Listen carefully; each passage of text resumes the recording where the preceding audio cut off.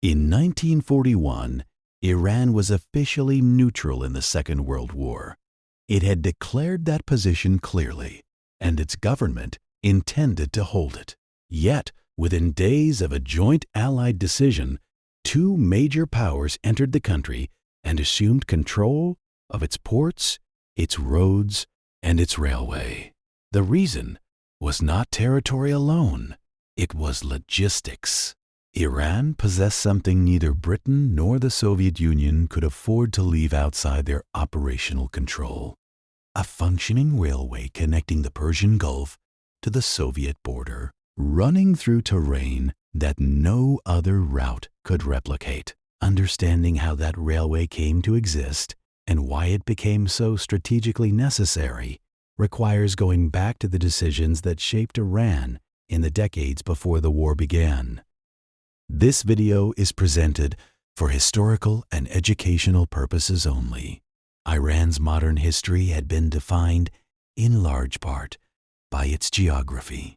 Situated between the Caspian Sea to the north and the Persian Gulf to the south, bordered by the Soviet Union, British-controlled Iraq, and British India, Iran occupied a space that regional and global powers had found difficult to ignore for over a century. Throughout the 19th century, Britain and Russia had competed for influence across Central Asia in what historians came to call the Great Game, a sustained contest over trade routes, buffer states, and regional positioning. Iran was caught between them. It was neither a formal colony nor a fully independent actor. It was a space where competing interests negotiated, and where Iranian institutions had limited capacity to determine outcomes on their own terms. Two developments in the early 20th century transformed Iran's strategic value considerably. The first was oil. In 1908, the Anglo-Persian Oil Company, later renamed the Anglo-Iranian Oil Company, identified one of the largest petroleum deposits in the world at Masjed Soleiman in southwestern Iran. The refinery, subsequently constructed at Abadan on the Persian Gulf, became the largest oil processing facility on Earth within a decade of its establishment. Britain's Royal Navy had converted from coal to oil-fired engines before the First World War. That decision made Iranian petroleum a direct operational dependency. Oil had always mattered in regional competition. After 1908, Iranian oil mattered in a way that made British strategic planners permanently attentive to any development that might threaten access to it. The second development was political. In 1921, a Persian military officer named Reza Khan intervened against the weakened Qajar dynasty and consolidated political authority. By 1925, he had established the Pahlavi dynasty with himself as Shah. His objectives were clear from the beginning. He intended to construct a centralized modern Iranian state that would not be subject to the kind of foreign manipulation that had characterized the previous century. He reorganized the administrative and legal systems. He reformed the military along modern lines. He expanded the road network and built universities. Most significantly, he oversaw the construction of the Trans-Iranian Railway, a substantial engineering undertaking completed in 1938, connecting the Persian Gulf port of Bandar Shahpur to the Caspian Sea port of Bandar Shah. The line crossed mountain ranges, arid plateaus, and difficult intermediate terrain. It was, by any measure, a serious infrastructure achievement, and it represented the physical backbone of the modern Iranian state Reza Shah was attempting to build. To fund and execute this modernization program, Reza Shah turned significantly toward Germany. The reasoning was largely pragmatic. Germany had no colonial history in Iran, no territorial claims in the region, and no existing arrangements to extract Iranian resources. It was also a rival of both Britain and Russia, precisely the two powers whose presence in Iranian affairs the Shah most wanted to reduce. German firms became deeply embedded in Iranian industrial development through the 1920s and 1930s. By 1939, Germany had become Iran's largest trading partner. German engineers, technicians, and advisors were working throughout Iranian infrastructure, in telecommunications, transportation, and manufacturing. German companies held contracts across the industrial sector. The relationship was economic in its primary character, but it carried unmistakable geopolitical dimensions. When the National Socialist government came to power in Germany in 1933, the relationship continued. The Nazi regime promoted racial theories that categorized Iranians as Aryan, a designation Reza Shah neither fully embraced nor actively rejected. What mattered to him was the practical utility of the relationship. He refused to meet with Hitler personally. He declined to authorize a domestic fascist political movement. He was pursuing national development on his own terms, not ideological alignment with any external power. From the perspective of London and Moscow, however, the distinction was becoming difficult to credit. Thousands of German nationals occupied key positions in Iranian infrastructure and government institutions. That was a concrete, operational concern, regardless of the Shah's stated intentions. Iran formally declared neutrality when the Second World War began in September 1939. Reza Shah was committed to holding that position. When Germany's campaigns in Western Europe produced rapid results through 1940, Iran's diplomatic situation grew more complex. The large German technical presence throughout Iranian infrastructure remained in place. British and Soviet planners assessed this presence not as an abstraction, but as a tangible vulnerability. German technicians with operational familiarity with Iranian telecommunications systems, transport networks, and supply depots represented a potential channel through which Axis interests could be advanced. Whether or not the Iranian government intended it that way, the British position across the Middle East during the first half of 1941 was under significant strain. In April of that year, a government in Iraq with sympathies toward Germany came to power. Syria remained under the authority of the Vichy French administration, formally aligned with the Axis. Axis forces were pressing the British position in North Africa. The regional architecture Britain depended upon to protect its access to Indian Ocean supply routes, and the Suez Canal was under sustained pressure. In this context, Iran, with its substantial German technical presence, its neutrality that appeared increasingly difficult to rely upon, and its enormous oil reserves, represented a risk that British planners judged unacceptable. The Soviet calculation arrived at a similar conclusion by a different route. Germany's entry into Soviet territory in June 1941, Operation Barbarossa, changed the strategic situation fundamentally. The Soviet Union now needed to receive material support from Britain and, increasingly, from the United States. How that material would physically move from production facilities to the front was an urgent and unresolved logistical problem. Three potential routes existed. The first ran through the Arctic to the port of Murmansk, a long exposed passage subject to significant disruption from German efforts to interfere with maritime supply routes, and constrained by seasonal conditions. The second was a Pacific route through Vladivostok, which depended on Japanese neutrality and required traversing the full length of the Soviet rail network. The third was a southern route through Iran, connecting Persian Gulf ports to the Soviet Caucasus and Central Asian republics via existing road and rail infrastructure.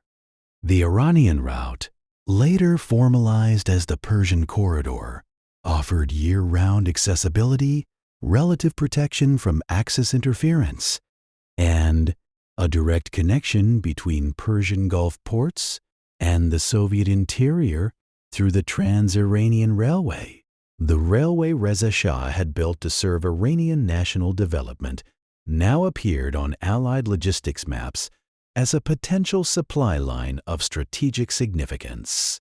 Moscow had already attempted, in the weeks following the German invasion, to negotiate transit access with Tehran. Reza Shah declined. Granting military transit rights to any belligerent power would, in his assessment, compromise Iran's declared neutrality and risk drawing the country into the conflict. It was a legally coherent position. From an Allied operational standpoint, it was not one either power was prepared to accept. In late July 1941, British and Soviet planners reached agreement on a joint course of action. Both governments issued coordinated diplomatic notes to Tehran, demanding the expulsion of German nationals from Iranian territory. Tehran's response was assessed as insufficient, partial, conditional, and procedurally extended in ways that did not satisfy Allied requirements. On August 25, 1941, British and Soviet forces entered Iran simultaneously from the south and north. British forces advanced from Iraq and from the Persian Gulf. Their primary operational objectives were the oil facilities at Abadan and the refinery complex at Khorramshahr, the infrastructure most directly connected to British petroleum interests. Additional forces crossed from British India to address potential vulnerabilities in the east. Soviet forces entered from the Caucasus Military District across Iran's northwestern frontier and from the Central Asian Military District into the northeast. Moving through the relatively open terrain of the northern plateau, aircraft were used primarily to monitor transportation nodes and communication infrastructure rather than population centers. Iranian forces faced structural constraints that made effective coordinated response difficult. The military had been built for internal consolidation and border security. It had not been configured to respond simultaneously to pressure from two directions across widely separated fronts. The command architecture depended on centralized authority, an arrangement that functioned adequately during peacetime administration but created significant delays in operational response once communications were disrupted at key nodes. Iranian units in the southwest, northwest, and northeast each faced different conditions without effective coordination between them. Within approximately 3 days, Iran's coordinated defensive operations had largely ceased to function as an operational factor.